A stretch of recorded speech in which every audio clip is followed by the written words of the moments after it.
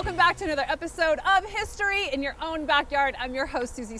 Here today in Cincinnati, Ohio. We are at some abandoned train tunnels, and well, there's some unfinished business we're going to talk about. And here to tell us about that unfinished business is Jeffrey Jakucyk. Thank you for being with us today. Thanks for having me. So, you actually, before we get into this, you've got a history all of your own, known in the tri-state as being a foremost expert in trains and intertransit. So talk to me about your history really fast. So real briefly, I came here to go to UC for architecture school back in the late 90s, early 2000s. Go Bearcats. Yes.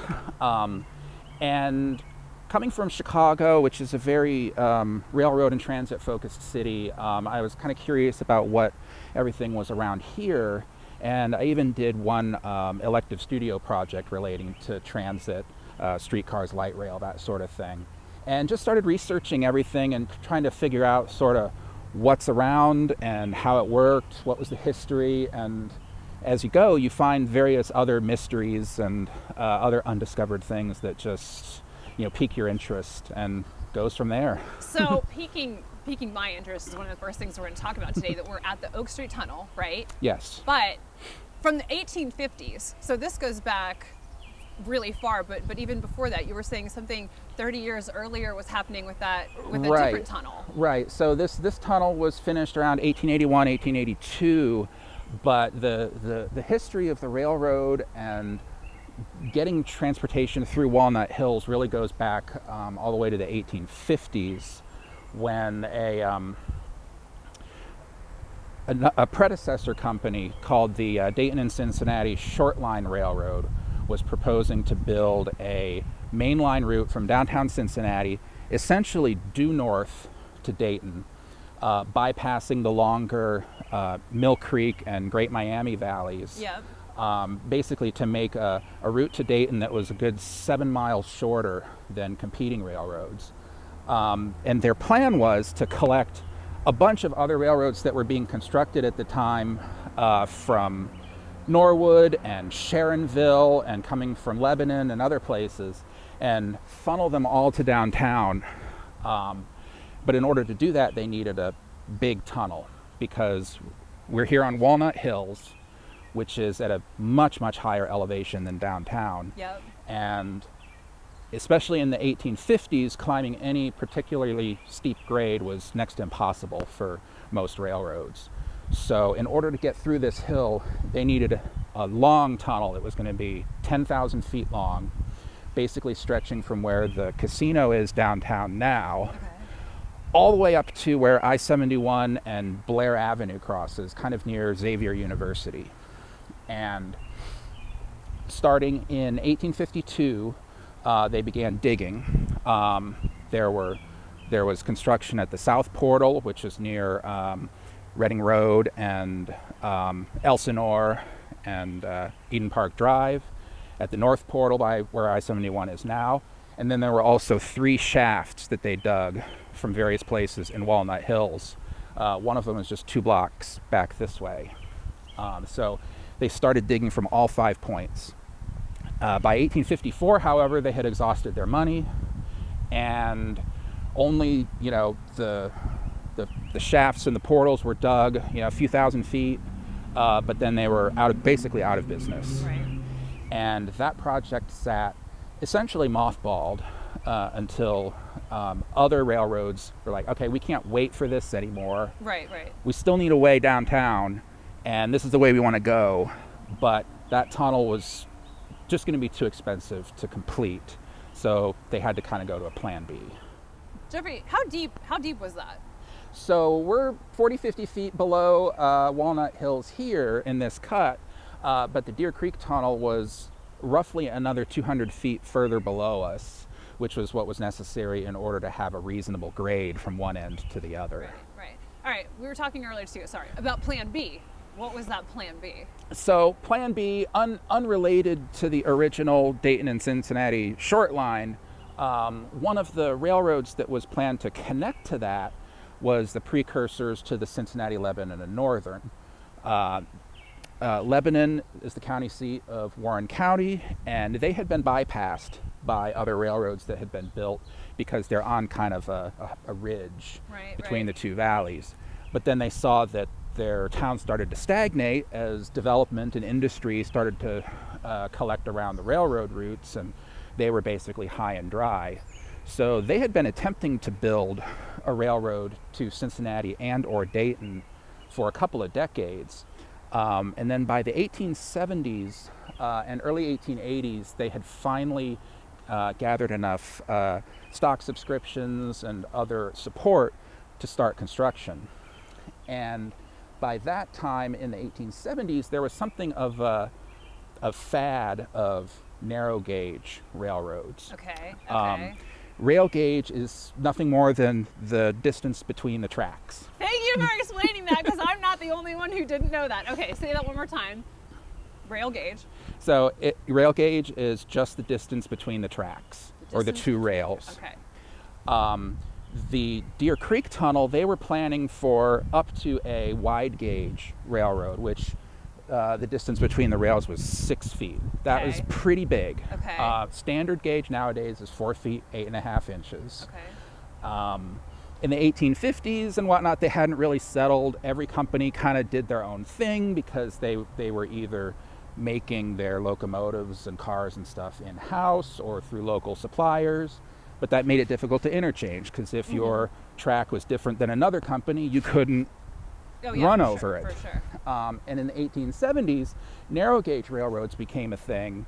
They are only 3 feet between the rails.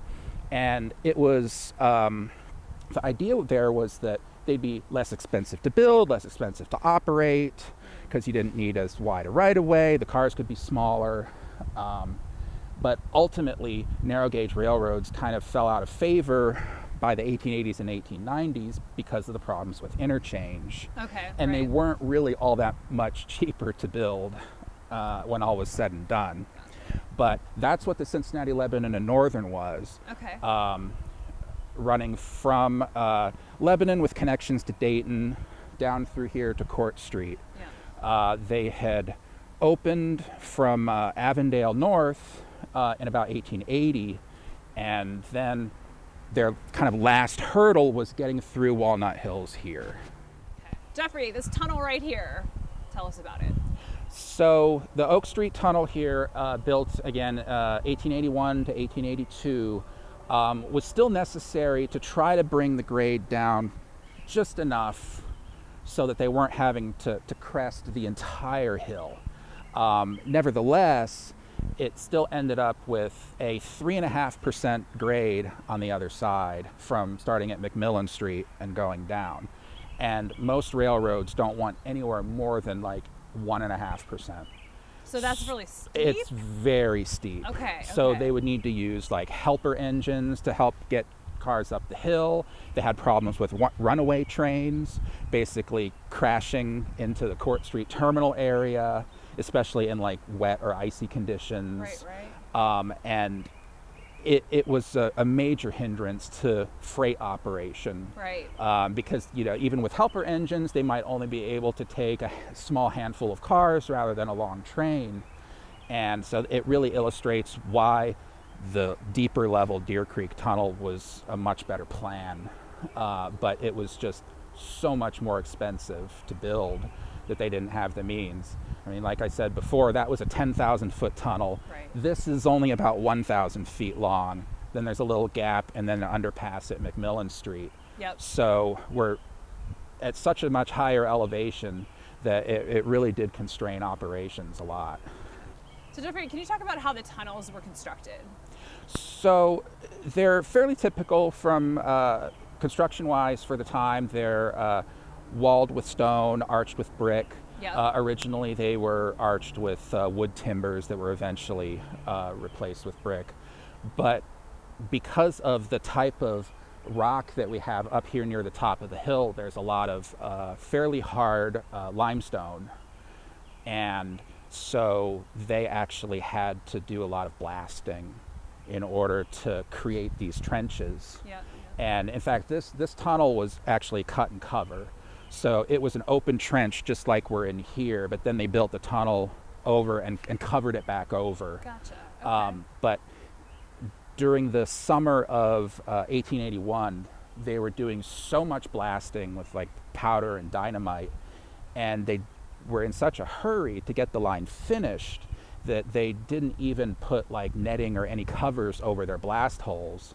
So rocks would go flying all over the neighborhood, and even killed a couple of people in the neighborhood, including one small boy even. So the city tried to kind of clamp down on some of that activity, but there weren't even any laws at the time to prevent such a thing. Right. So I think that they did ultimately do some netting and other precautions, but yeah, so it was a pretty rough and tumble kind of a situation. Construction back then is very different than it is today. Yes. Yes. Yes, I think so. And without the blasting powder and whatnot, it was basically just men with pickaxes and shovels otherwise. Jeffrey, how did the use of the tunnels change when the gauge just went to standard? So not a whole lot at first, actually. Like I said earlier, when they found out that narrow gauge railroads were not all that they were supposed to be, there was a major push to convert to standard gauge. Now, that's obviously pretty difficult because you have to really do it all at once and replace your equipment all at once in order for it to work. So there's a lot of capital investment involved in that. But in the mid-1890s, the Cincinnati, Lebanon, and Northern finally decided to standard gauge their whole route, which also made it a much more attractive purchase for the Pennsylvania Railroad that ultimately bought it a little later. But all they did was essentially move one of the rails to the new spacing, and everything seemed fine. However, in I think 1916, 2 passenger trains were going through the tunnel in opposite directions, which apparently had not happened much or at all beforehand, and the trains sideswiped each other. Nobody was killed, but it damaged a lot of the coaches.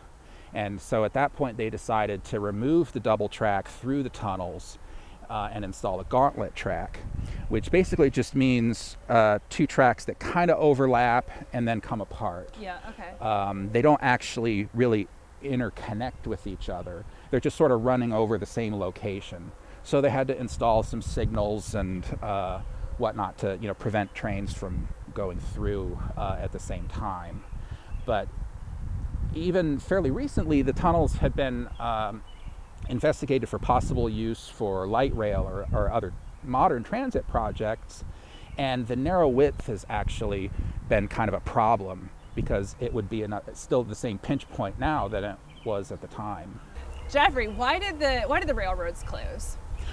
Well, obviously not all of them did, no, but in this case, after the Pennsylvania Railroad had purchased the Cincinnati, Lebanon, and Northern, it was kind of treated as sort of a branch line. It wasn't like a high priority main line, partly because of the steep grades and some of the tight turns and other things. But even in like the 1920s, I think, a short 5-mile stretch from like downtown through Norwood generated more rail freight than just about any other railroad in like the entire system.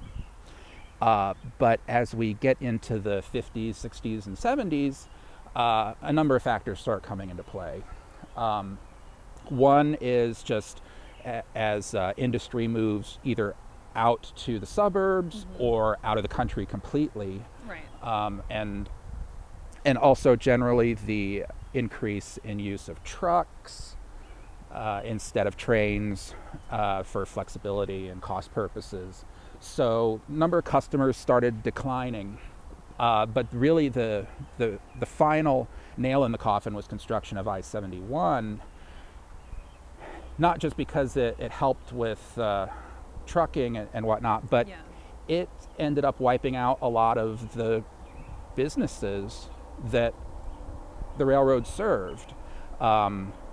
There was actually a track past Court Street down Eggleston Avenue, which was full of multi-story warehouses and other businesses. And coming up the Deer Creek Valley between Reading Road and Gilbert Avenue had historically been an area of heavy industry, steel mills and tanneries and whatnot. And a lot of these businesses were just simply wiped away in order to simply just to build the highway. Right. To the point where by the time I-71 was finished and a couple of bridges had been built across it, one up kind of near where the Deer Creek Tunnel was going to come out, and also down near Elsinore Avenue, basically the line was out of business. So they didn't even really get to use those brand new bridges and rerouted track to stay away from the highway. So, and also there wasn't any real push by Pennsylvania Railroad and later Conrail to keep this operational because of the difficulties of climbing this hill. Right. Which is a good business decision if you think about it, but ultimately, yeah. Now the railroad is not completely gone. Right. It still exists through like Pleasant Ridge and Deer Park up to Blue Ash, and then there's another disconnected section up near Lebanon, but it's all been sold off to different companies.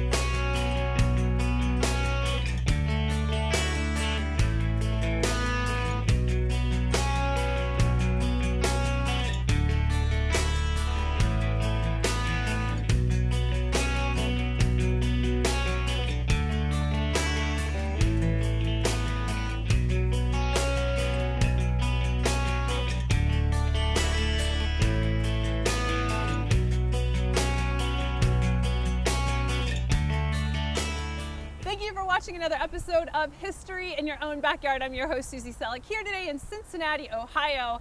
Jeffrey Jakucyk, thank you so much for being with us and sharing some of the mysteries of these tunnels. My pleasure. Yeah, and remember, travel slowly and stop often.